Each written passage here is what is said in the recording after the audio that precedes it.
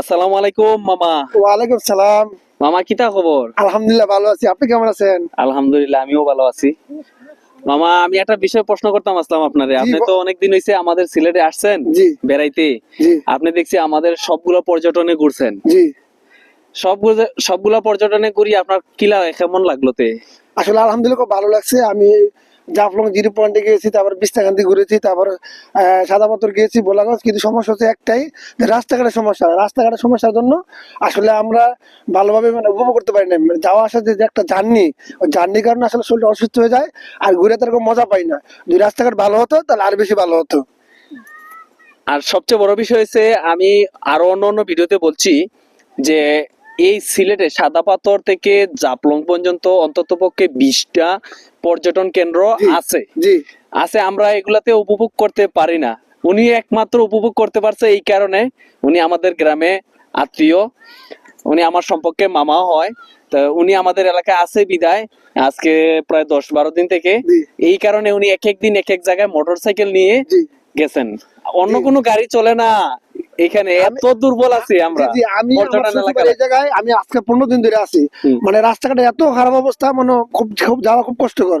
আমি তারপর অসুস্থ হয়ে গেছি, আমি 4 দিন জ্বর ছিল। আমি খুব মোটর বাইক নিয়ে তারপর সব জায়গায় গেছি।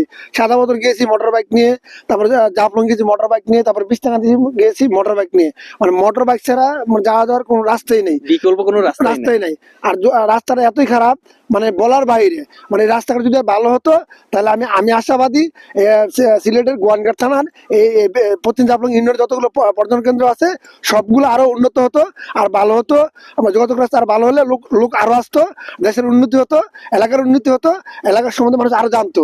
আমি আশা করি যারা কর্তৃপক্ষ আছে জানে, যাতে রাস্তাঘাটগুলো আরো উন্নত করে, ভালো করে। আজকে তো শুনছেন, আমি তো আরো অন্যান্য ভিডিওতে বলতাম যে আমাদের রাস্তাঘাট গুলা খুবই অবহেলিত। আপনারা ভিডিও বন্দি, ক্যামেরা বন্দি হন, ভিডিও সামনে এসে কথা বলেন, আমরা যেন রাস্তাগুলা পাই আমরা সকল পর্যটনরা যেন সুন্দরভাবে একই দিনে। উনি তো একদিনে পারবে না। উনি পারছে কেন? আমাদের গ্রামে আমাদের আত্মীয় হিসাবে আমাদের এখানে থাকার কারণে উনি পারছে। জি তা না হলে উনি কিন্তু পারতো না, সম্ভব না, সম্ভব হতো না। হুম। তাইলে এই সম্ভব করার জন্য কি করতে হবে? সম্ভব করার জন্য সবাইকে এই রাস্তার আবেদনের জন্য এগিয়ে আসতে হবে। জি অবশ্যই। বর্তমানে জি ডিজিটাল যুগ। জি এই ডিজিটালের যুগে যদি আপনি ঘরে বসে খালি রাস্তা রাস্তা জপেন, কেউ তো আপনার কথা শুনবে না। জি শুনতে হলে আপনি ভিডিওটা ছড়িয়ে দিতে হবে।